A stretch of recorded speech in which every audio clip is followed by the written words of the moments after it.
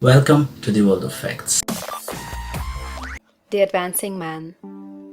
What I have said in the last chapter applies as well to the professional man and the wage earner as to the man who is engaged in mercantile business. No matter whether you are a physician, a teacher, or a clergyman, if you can give increase of life to others and make them sensible of the fact, they will be attracted to you and you will get rich. The physician who holds the vision of himself as a great and successful healer, and who works toward the complete realization of that vision with faith and purpose, as described in the former chapters, will come into such close touch with the source of life that he will be phenomenally successful. Patients will come to him in throngs. No one has a greater opportunity to carry into effect the teaching of this book than the practitioner of medicine. It does not matter to which of the various schools he may belong, for the principle of healing is common to all of them, and may be reached by all alike. The advancing man in medicine, who holds to a clear mental image of himself as successful, and who obeys the laws of faith, purpose, and gratitude, will cure every curable case he undertakes, no matter what remedies he may use. In the field of religion, the world cries out for the clergyman who can teach his hearers the true science of abundant life. He who masters the details of the science of getting rich, together with allied sciences of being well, of being great, and of winning love, and who teaches these details from the pulpit, will never lack for a congregation. This is the gospel that the world needs. It will give increase of life, and men will hear it gladly, and will give liberal support to the man who brings it to them. What is now needed is the demonstration of science of life from the pulpit. We want preachers who can not only tell us how, but who in their own persons will show us how. We need the preacher who will himself be rich, healthy, great, and beloved, to teach us how to attain these things, and when he comes he will find a numerous and loyal following. The same is true for the teacher who can inspire the children with the faith and purpose of the advancing life. He will never be out of a job, and any teacher who has this faith and purpose can give it to his pupils. He cannot help giving it to them if it is a part of his own life and practice. What is true of the teacher, preacher, and physician is true of the lawyer, dentist, real estate man, insurance agent, of everybody. The combined mental and personal action I have described is infallible. It cannot fail.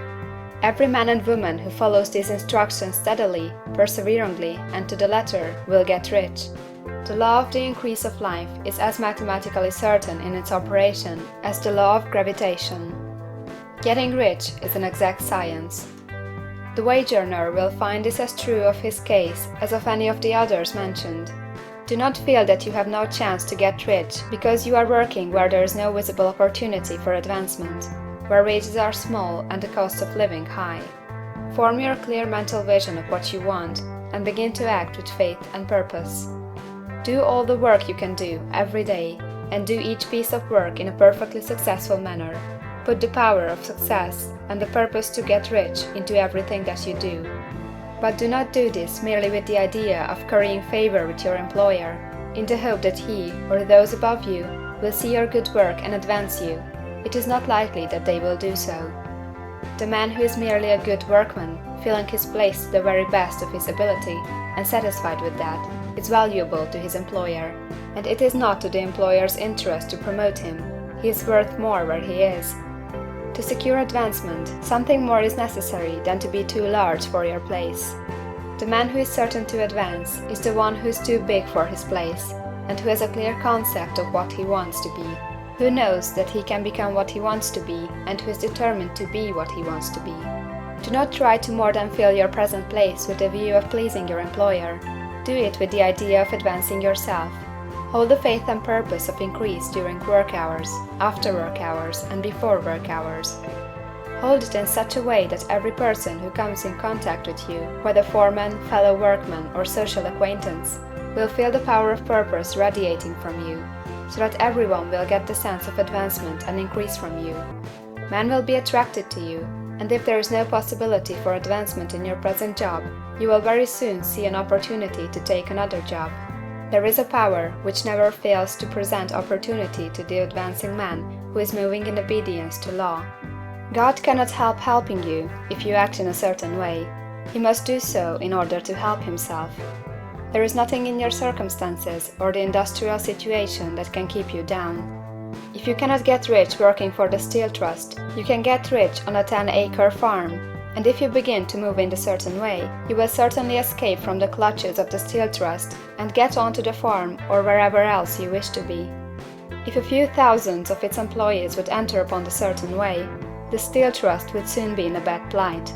It would have to give its working men more opportunity or to go out of business. Nobody has to work for a trust. The trusts can keep men in so-called hopeless conditions only so long as there are men who are too ignorant to know of the science of getting rich, or too intellectually slothful to practice it.